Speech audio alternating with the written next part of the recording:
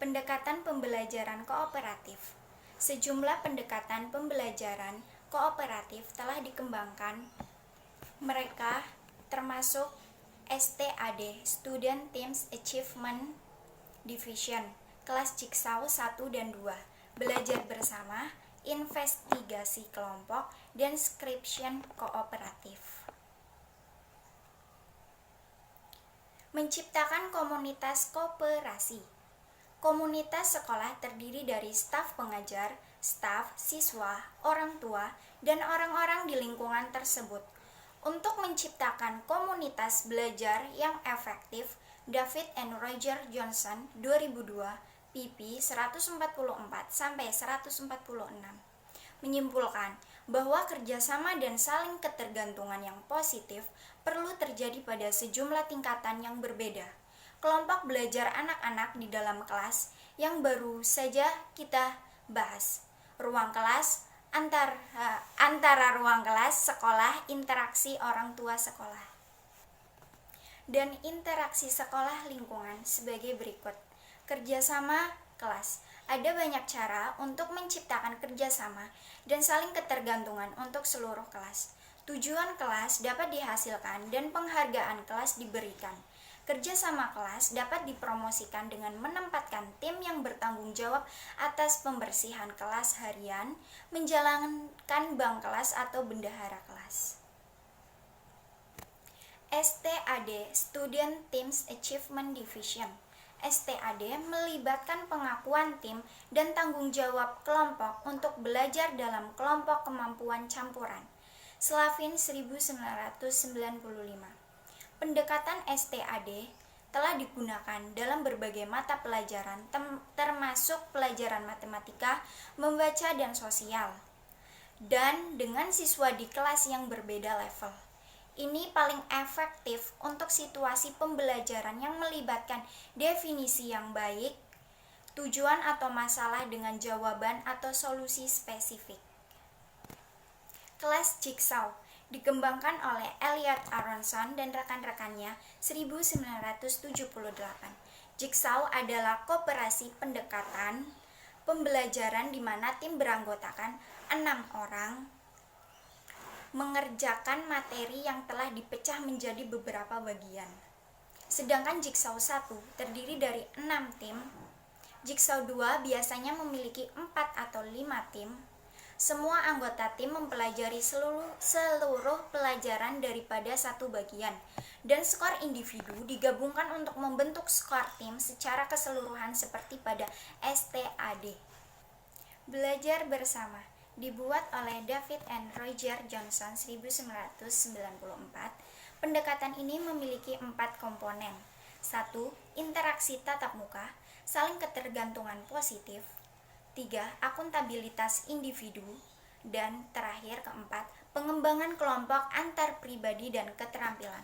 Dengan demikian, di samping minat Slavin pada prestasi, The Johnson, pendekatan pembelajaran kooperatif juga berfokus pada pengembangan sosial, emosional, dan interaksi kelompok. Selanjutnya, investigasi kelompok dikembangkan oleh Shlomo Sharan 1990, Sharan and Sharan 1992. Ini pendekatan melibatkan kombinasi pembelajaran mandiri dan kerja kelompok dalam kelompok 2 hingga 6 anggota, serta hadiah kelompok untuk individu prestasi. Peran guru adalah memfasilitasi investigasi dan pertahankan upaya kerjasama.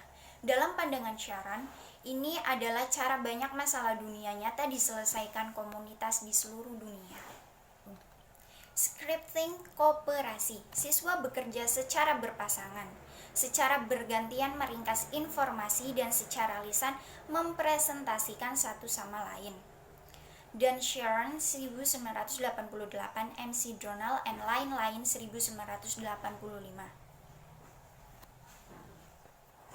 Mengevaluasi pembelajaran kooperatif. Di antara aspek positif dari kooperasi pembelajaran meningkat saling ketergantungan dan interaksi dengan siswa lain. Ditingkatkan motivasi belajar dan peningkatan pembelajaran dengan mengajarkan materi kepada orang lain.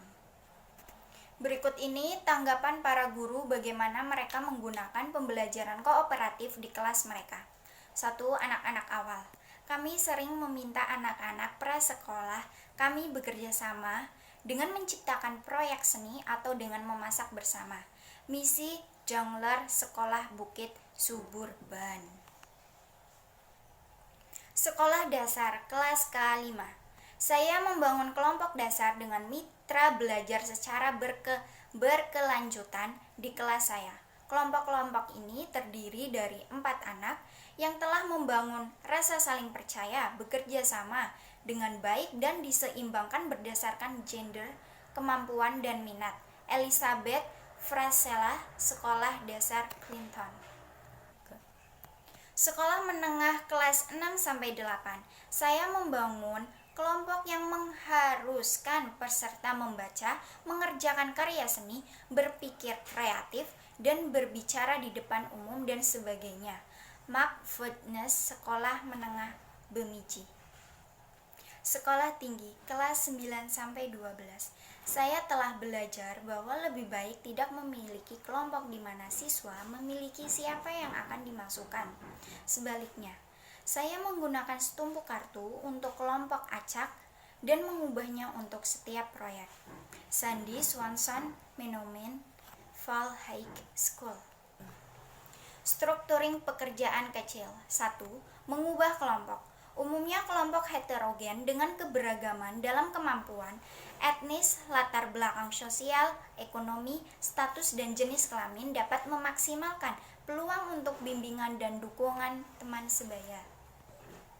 Kemampuan heterogen. Salah satu alasan utama untuk menggunakan kemampuan heterogen kelompok adalah bahwa siswa berkemampuan rendah mendapatkan manfaat, yang dapat belajar dari siswa yang berkemampuan rendah mendapat manfaat yang dapat belajar dari siswa yang berkemampuan lebih tinggi. Heterogen etnis, sosial, ekonomi, dan gender. Salah satu alasan awal bahwa kelompok belajar kooperatif dibentuk adalah untuk meningkatkan interpersonal, hubungan di antara siswa dari perbedaan latar belakang etnis dan sosial ekonomi. Keterampilan membangun tim. Berikut beberapa pedoman untuk membantu siswa mengembangkan teknik membangun tim keterampilan. Aronson dan Patnell, 1997. 1. Jangan memulai tahun ini dengan pembelajaran kooperatif pada tugas yang sulit. 2. Lakukan pembangunan tim di tingkat kelompok kooperasi 2 hingga 6 siswa daripada di tingkat keseluruhan kelas.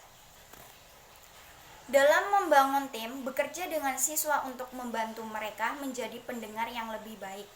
4. Berikan siswa beberapa praktik dalam berkontribusi pada produk umum sebagai bagian dari pembangunan tim. 5. Selama membangun tim, Anda mungkin mendiskusikan nilai memiliki pemimpin kelompok. 6. Bekerja dengan para pemimpin tim untuk membantu mereka mengatasi masalah situasi.